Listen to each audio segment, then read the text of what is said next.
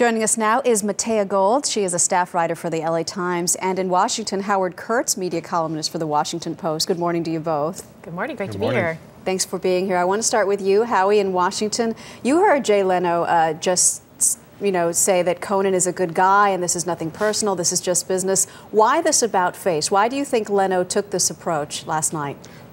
Because Jay Leno may have won the war in terms of going back to 1130, but he has gotten bloodied in the PR battle. Conan has successfully painted himself as a victim here, even though his ratings were terrible, and Jay as the heavy. But Leno is right. He didn't ask to go to 10 o'clock. He didn't ask to go back to 1130. He didn't scheme in some way to dislodge Conan. Those are all decisions that NBC made, but because of the way Jay is coming out on the losing end of the perception battle, I think he probably should have spoken out well before this.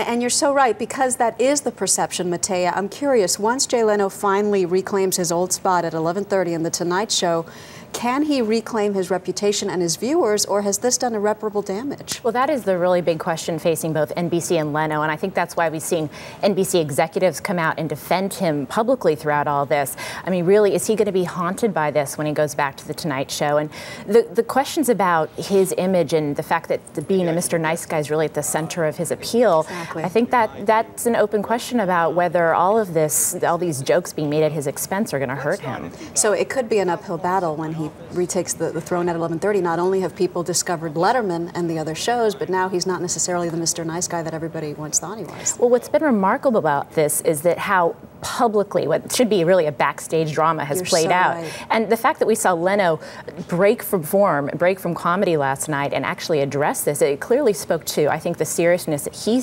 thinks that he finds himself in right now and needing to defend himself. It seems to me that the best thing, Howie, that could happen for NBC is that Conan just goes away already. Why is it taking so long to iron out a deal with him? Because when you're talking about paying somebody $30 to $40 million to go away, you get a lot of lawyers involved, and they argue over things like what kind of money is the staff going to get? How long will Conan O'Brien, as part of this deal, have to stay off the air before going to a competing network? But I had to laugh, Maggie, when I heard that both sides were fighting about whether Conan could take with him the characters that he developed. I mean, what exactly is NBC going to do with a used masturbating bear? It just doesn't have any value to anybody except Conan O'Brien.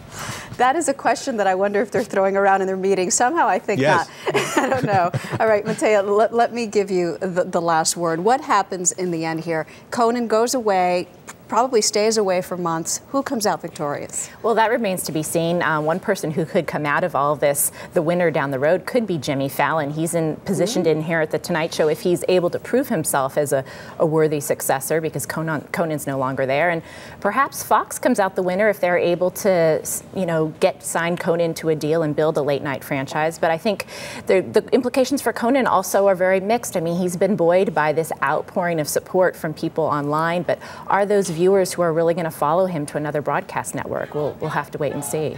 All right, maybe we'll have some sort of answer today. Matea Gold, Howard Kurtz, thank you both.